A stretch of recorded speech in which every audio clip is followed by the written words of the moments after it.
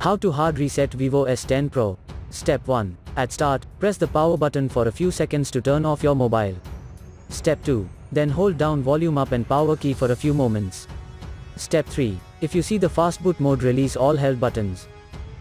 For further detailed guide, please check the link in the description. There you will find further steps on how to hard reset your smartphone.